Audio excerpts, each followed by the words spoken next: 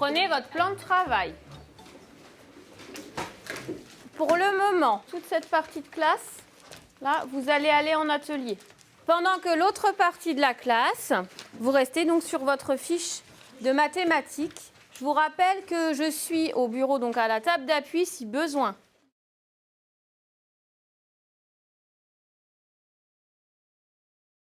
Ma classe a été organisée selon différents ateliers, différents pôles. Pour cela, en fait, j'ai aménagé des ateliers tout autour de la disposition des élèves. Donc c'est un petit peu une disposition en étoile. Chaque coin ou atelier d'une discipline est organisé autour d'élèves. Donc on aura un coin mathématique et scientifique.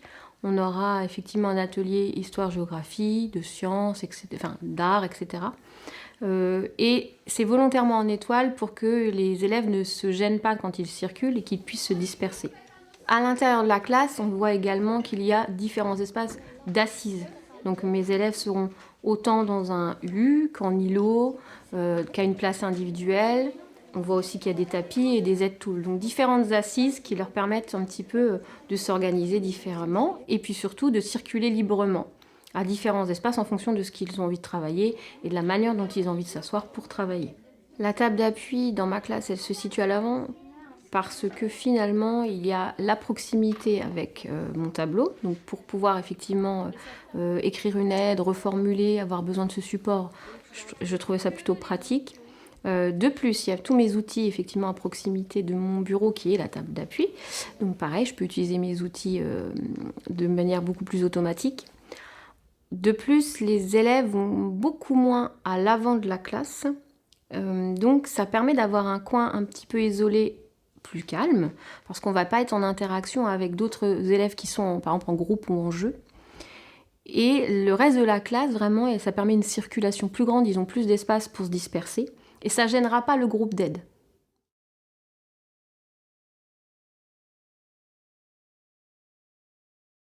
Pour avoir un certain degré d'autonomie, il a fallu faire par plusieurs étapes. Effectivement, déjà, au départ, au début de l'année, c'était établir des règles par rapport au bruit, par rapport au jeu, introduire des jeux et savoir y jouer effectivement sans déranger un travail à côté qui est peut-être plus prescrit. Une fois que les règles étaient établies, on a présenté les différents centres, les différents ateliers, en présentant chaque outil, chaque jeu, chaque support. Une fois que ça s'était présenté et que les élèves savaient les repérer, les utiliser, le but était finalement qu'ils aillent chercher l'outil ou le support, puis qu'ils le rangent au bon endroit. Et on a commencé par des temps très courts, avec des contrats de travail où les fiches étaient bien prescrites, avec quelques activités. Et on commençait par des plages de 20 minutes. Au fur et à mesure, on a agrandi ces plages pour arriver en milieu d'année à 45 minutes.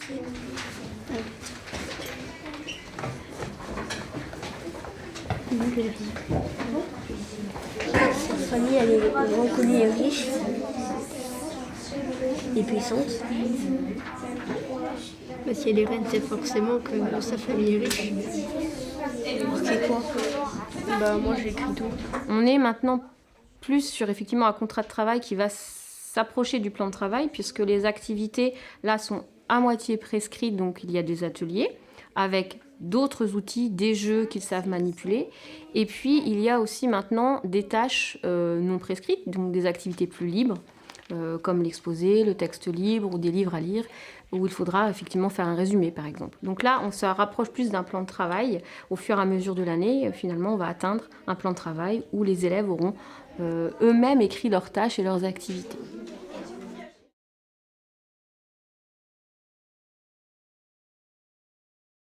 Les bénéfices, effectivement, ils sont multiples, surtout en classe de CM1, CM2.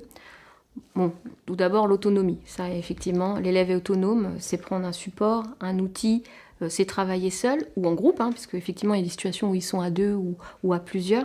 Donc ça, c'est vraiment le bénéfice de l'élève. De plus, on est dans une oralité bien plus grande, parce qu'ils vont échanger, interagir avec les camarades ou avec l'enseignant. Le contraire de foi, c'est quoi?